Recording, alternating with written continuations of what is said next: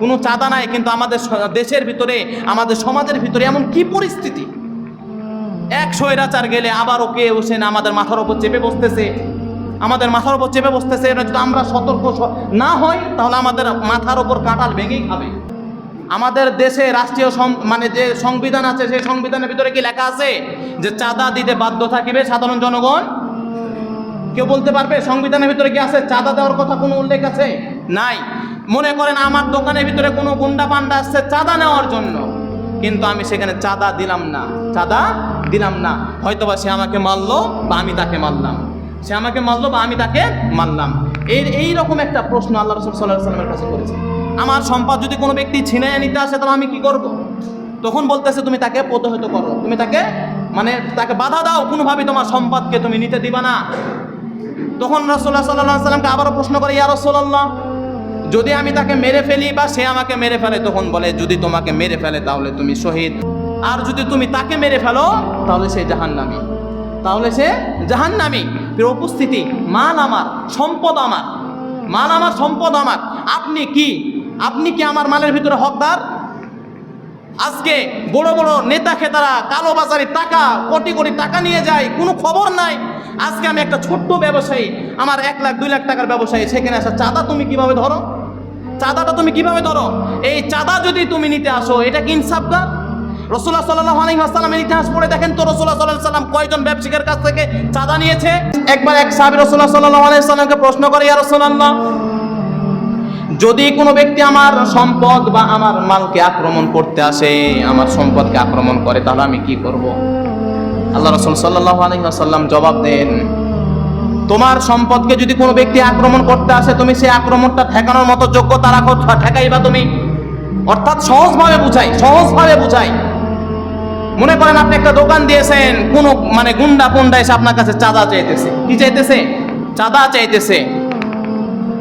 আমাদের দেশে রাষ্ট্রীয় যে সংবিধান আছে, সেই সংবিধানের ভিতরে কি লেখা আছে যে চাঁদা দিতে বাধ্য থাকিবে সাধারণ জনগণ? কেউ বলতে পারবে সংবিধানের ভিতরে কি আছে চাঁদা দেওয়ার কথা কোনো উল্লেখ আছে? নাই। মনে করেন আমার দোকানের ভিতরে কোনো গুন্ডা পান্ডা আসছে চাঁদা নেওয়ার জন্য, কিন্তু আমি সেখানে চাঁদা দিলাম না। হয়তোবা সে আমাকে মারলো বা আমি তাকে মারলাম, সে আমাকে মারলো বা আমি তাকে মারলাম। এইরকম একটা প্রশ্ন আল্লাহ রাসূল সাল্লাল্লাহু আলাইহি ওয়াসাল্লামের কাছে করেছে। আমার সম্পদ যদি কোনো ব্যক্তি ছিনিয়ে নিতে আসে তাহলে আমি কি করব? তখন বলতেছে তুমি তাকে প্রতিহত করো, তুমি তাকে বাধা দাও, কোনোভাবে তোমার সম্পদকে তুমি নিতে দিবা না। তখন রাসূলুল্লাহ সাল্লাল্লাহু আলাইহি ওয়াসাল্লামকে আবারও প্রশ্ন করে, ইয়া রাসূলুল্লাহ, যদি আমি তাকে মেরে ফেলি বা সে আমাকে মেরে ফেলে? তখন বলে, যদি তোমাকে মেরে ফেলে তাহলে তুমি শহীদ, আর তুমি যদি বেঁচে যাও তাহলে তো তুমি বাঁচলাই। আর যদি তোমাকে মেরে ফেলে তাহলে তুমি শহীদ, আর যদি তুমি তাকে মেরে ফেলো তাহলে সে জাহান্নামী। প্রিয় উপস্থিতি, মাল আমার, সম্পদ আমার, মাল আমার, সম্পদ আমার। আপনি কি আমার মালের ভিতরে হকদার? আজকে বড় বড় নেতা খেতারা কালোবাজারি টাকা, কোটি কোটি টাকা নিয়ে যায়, কোনো খবর নাই। আজকে আমি একটা ছোট্ট ব্যবসায়ী, আমার 1 লাখ 2 লাখ টাকার ব্যবসায়ী, সেখানে আসা চাঁদা তুমি কিভাবে ধরো? চাঁদাটা তুমি কিভাবে ধরো? এই চাঁদা যদি তুমি নিতে আসো, এটা কি ইনসাফদার? রাসূলুল্লাহ সাল্লাল্লাহু আলাইহি ওয়াসাল্লামের ইতিহাস পড়ে দেখেন তো, রাসূলুল্লাহ সাল্লাল্লাহু আলাইহি ওয়াসাল্লাম কয়জন ব্যবসায়ীর কাছ থেকে চাঁদা নিয়েছে? কয়জন ফ্যামিলির কাছ থেকে চাঁদা নিয়েছে? মুক্তিপণ কয়জনের কাছ থেকে নিয়েছে? কোনো চাঁদা নাই, কিন্তু আমাদের দেশের ভিতরে, আমাদের সমাজের ভিতরে এমন কি পরিস্থিতি, এক স্বৈরাচার গেলে আবার ওকে হোসেন আমাদের মাথার উপর চেপে বসতেছে, আমাদের মাথার উপর চেপে বসতেছে। এটা যদি আমরা সতর্ক না হই তাহলে আমাদের মাথার উপর কাঁঠাল ভেঙেই খাবে, আমাদের মাথার উপর কাঁঠাল ভেঙে খাবে। কত মানুষ এই বৈষম্য দূর করার জন্য লাগতেছে, কিন্তু আজও কত নির্যাতন নিপীড়ন চলতেছে।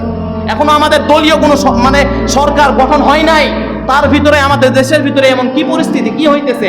আমরা কি নিরাপদ? আজও কি আমরা নিরাপদ? সাধারণ জনগণ আপনারা কি নিরাপদ? কেন কোন সাহসে পাই? আর বিশেষ করে যারা উচ্চ লেভেলে আছেন, নেতা খেতা যারা, তারা যদি সতর্ক হয় তাহলে তো সবই ঠিক হয়। তারাও কি লোভনীয়? তারাও কি ক্ষমতায় চায়, চেয়ার চায়, রক্তর ওপরে ভেসে চেয়ার চায়? এমন চেয়ার আপনাকে জাহান্নামে নিয়ে যাবে, এমন চেয়ার আপনাকে সততা ব্যক্তি বানাতে পারবে না। উপস্থিতি, আপনাদেরকে মেসেজ দিতে চাই, ক্ষমতার লোভ কখনো করবেন না। আপনি যেমন আছেন ভালো আছেন, কিন্তু আজকে আমরা একটা চেয়ার পাওয়ার জন্য একে অপরকে ঠকানো, একে অপরকে হত্যা করা, একে অপরকে মারা, একে অপরকে অপমান করা আমাদের ভিতরে বাধে না।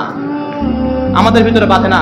আর বিশেষ করে আপনার হালাল সম্পদ আপনি কাউকে দিবেন না। তাতে যদি আপনাকে মারতে হয় আপনি মারবেন, মরতে হলে মরবেন, হালাল সম্পদ দিবেন না। চাঁদাবাজিকে পছন্দ করি না, চাঁদাবাজিকে ঠাইও দিই না। এগুলো যদি আমরা সমাজ থেকে আমরা এককভাবে ঠিক হই, এককভাবে আমি খারাপ কাজ করব না, আপনিও বলেন আমিও খারাপ কাজ করব না, আরেকজন বলতেছে আমি খারাপ কাজ করব না, তাহলে খারাপ কাজ কি থাকবে? সমাজের ভিতরে খারাপ কাজ থাকবে না? উদ্ঘাট হবে? অবশ্যই হবে, অবশ্যই হবে। প্রিয় উপস্থিতি, আজকে আপনাদেরকে আমি এটাই জানাতে চাইতেছি, আজকে আপনাদেরকে আমি এটাই বলতে চাইতেছি যে রাসূলুল্লাহ সাল্লাল্লাহু আলাইহি ওয়াসাল্লামের সমাজের ভিতরে কি ইনসাফ প্রতিষ্ঠিত ছিল। আজকে যে আমি আয়াতে কারিমা তেলাওয়াত করেছি, ব্যাপারে এই আয়াতে কারিমার ভিতরে আল্লাহ পাক রব্বুল আলামিন কি বলেন? এই